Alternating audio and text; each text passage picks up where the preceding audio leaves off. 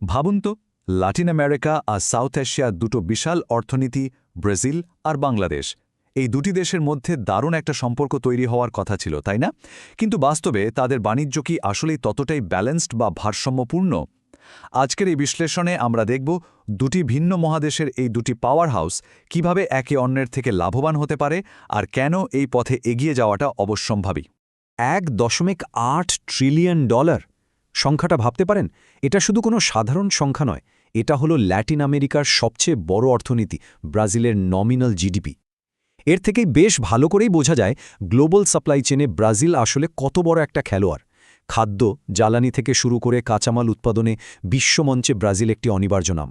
অন্যদিকে $55 বিলিয়ন আরও একটি দারুণ মিলে ফলক কিন্তু আমাদের সামনেই আছে।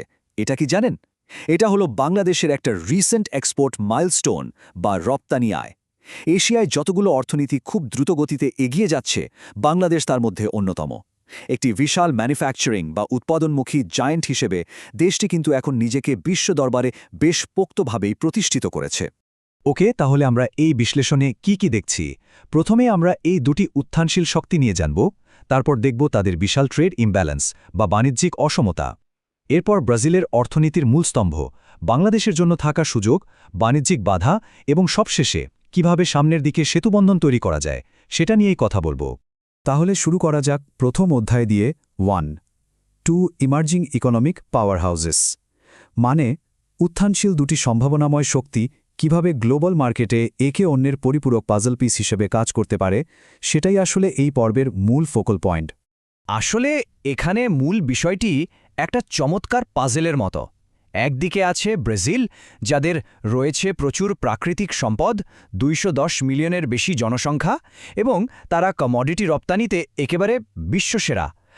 আর ঠিক তার উত্তর দিকে আছে বাংলাদেশ, যাদের রয়েছে দ্রুত বর্ধিষ্ণু শিল্প কারখানা এবং বিশাল উৎপাদন ক্ষমতা। ভাবুন একবার, এক দেশের কাঁচামাল যেন অন্য দেশের কারখানার জন্যই তৈরি হয়েছে। এরা চাইলেই কিন্তু একে অন্যের ওপর বিশালভাবে নির্ভর করতে পারে। এবার আসা যাক দ্বিতীয় অধ্যায়, 2. The massive trade imbalance. আসলে এত সম্ভাবনা থাকা সত্ত্বেও বাস্তবে বাণিজ্যিক লেনদেনের কেমন এক অসমচিত্র আমরা দেখতে পাচ্ছি। ছোট করে জেনে নেওয়া যাক। আসলে এই চার্টটা থেকেই কিন্তু বিষয়টা একেবারে চোখে আঙ্গুল দিয়ে দেখিয়ে দেয়। 2025 সালে ব্রাজিল বাংলাদেশের রপ্তানি করেছে $2.72 বিলিয়ন পণ্য, কিন্তু 2024-25 অর্থ বছরে বাংলাদেশ ব্রাজিলে রপ্তানি করেছে মাত্র $187 মিলিয়ন। এ তো বিশাল একটা গ্যাপ থেকেই কিন্তু পরিষ্কার বোঝা যায় যে বাংলাদেশ এখনও ব্রাজিলের কাঁচামালের ওপর কতটা বেশি নির্ভরশীল। আরও সাম্প্রতিক তথ্য যদি দেখি তাহলে অবাক হতে হয়। 2024 সালের শুরুর দিকে মাত্র এক মাসেই ব্রাজিল রপ্তানি করেছে $201 মিলিয়ন, যেখানে বাংলাদেশ রপ্তানি করেছে মাত্র 24 থেকে 27 মিলিয়ন।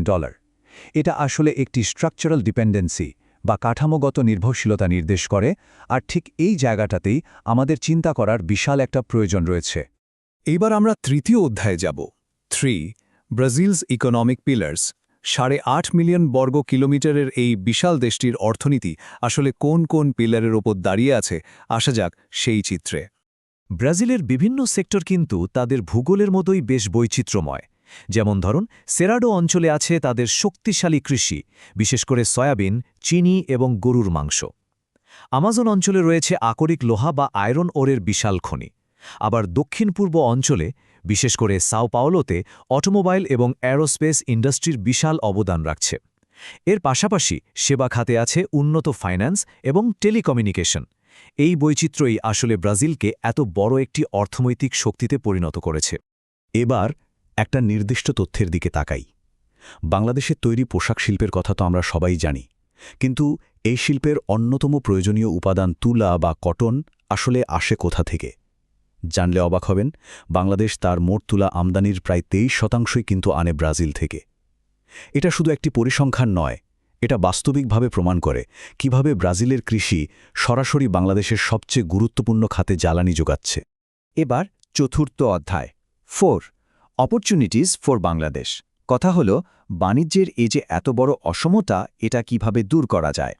ব্রাজিলের বিশাল কনজিউমার মার্কেটে বাংলাদেশ কিভাবে নিজের জায়গা করে নিতে পারে, সেটাই এখন দেখব।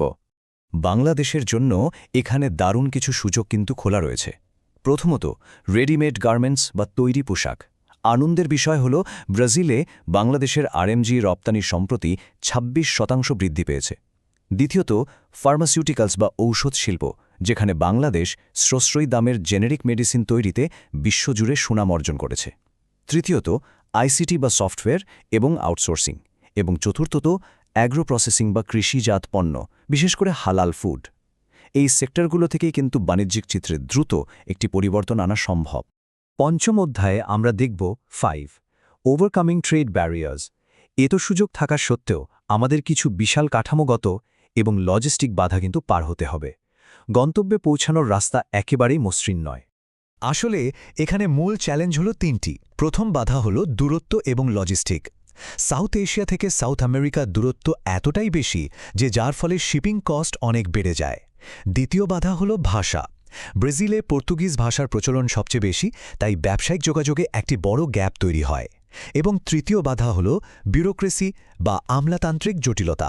এর কারণেই ছোট ও মাঝারি ব্যবসায়ীদের জন্য ব্রাজিলের মার্কেটে প্রবেশ করা অনেক কঠিন হয়ে দাঁড়ায়। তাহলে এর সমাধান কি?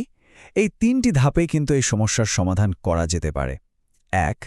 প্রেফারেন্সিয়াল ট্রেড এগ্রিমেন্ট বা বৈষম্যহীন বাণিজ্য চুক্তি করা, যাতে দুটি দেশের মধ্যেই আমরা ট্যারিফ কমাতে পারি। ২. ডিরেক্ট শিপিং রুট বা সরাসরি নৌপথ তৈরি করা। এবং ৩. কৃষি এবং জ্বালানি খাতে টেকনোলজি ট্রান্সফার বা প্রযুক্তি হস্তান্তর নিশ্চিত করা। এর পাশাপাশি বাংলাদেশের স্পেশাল ইকোনমিক জোনগুলোতে ব্রাজিলের বিনিয়োগ আকর্ষণ করাও কিন্তু অবশ্যম্ভাবী। এবার আসা যাক ষষ্ঠ এবং শেষ অধ্যায়ে 6 বিল্ডিং দ্য ফিউচার ব্রিজ। এই প্ল্যানগুলোকে শুধু কাগজে কলমে না রেখে বাস্তবে রূপ দিতে আসলে কারা কাজ করছেন, চলুন দেখে আসি। এমনই একটি প্রতিষ্ঠান হল Brazil Bangladesh chamber of commerce and industry বা BBCI। তাদের মিশন স্টেটমেন্টটাই একবার খেয়াল করুন। তারা বলছে নেটওয়ার্কিং, অ্যাডভোকেসি এবং জ্ঞান বিনিময়ের একটি প্ল্যাটফর্ম প্রদানের মাধ্যমে ব্রাজিল এবং বাংলাদেশের মধ্যে বাণিজ্য ও বিনিয়োগ প্রবাহ সহজ করা। এটা আসলেই একটি গুরুত্বপূর্ণ ব্রিজ বা সেতুবন্ধন হিসেবে কাজ করছে, যেটা ভবিষ্যতে দুটি দেশের অর্থনীতিকে একসুতায় গাঁথতে সাহায্য করবে। তারা আসলে বাস্তবে কী ধরনের কাজ করছে? BBCI এর সেক্রেটারি জেনারেল MD জয়নাল আবদিনের নেতৃত্বে নিরন্তর চলছে ট্রেড মিশন, পলিসি অ্যাডভোকেসি এবং ক্যাপাসিটি বিল্ডিংয়ের মতন কাজ। আর সবচেয়ে বড় এবং দৃশ্যমান উদাহরণ হল মেড ইন বাংলাদেশ এক্সপো 2025, যা ব্রাজিলের সাও পাওলোতে অনুষ্ঠিত হচ্ছে। এটা কিন্তু শুধু কোনো কাগজে কলমে থাকা চুক্তি নয়, এটা মূলত দুদেশের মাঝে চলীয়মান গতিশীলতার একটি প্রমাণ, একটি বিশাল বাস্তব সফলতা। এই আলোচনার শেষে এসে স্বাভাবিকভাবেই একটা বড় প্রশ্ন আমাদের সামনে চলে আসে। এই যে নতুন করে গভীর হতে থাকা একটি সম্পর্ক, এটা কি ভবিষ্যতে সাউথ সাউথ গ্লোবাল ট্রেড বা দক্ষিণ দক্ষিণ বিশ্ব বাণিজ্যকে সফলভাবে নতুন করে সংজ্ঞায়িত করতে পারবে? ব্রাজিল এবং বাংলাদেশের এই এগিয়ে চলা কি পুরো বিশ্ব অর্থনীতিতে কোনো স্থায়ী পরিবর্তন আনবে? এই আকর্ষণীয় ভাবনাটি আসলে অনুসন্ধিৎসু সবার জন্যই রেখে গেলাম। আজকের বিশ্লেষণ এই পর্যন্তই। ভালো থাকবেন সবাই।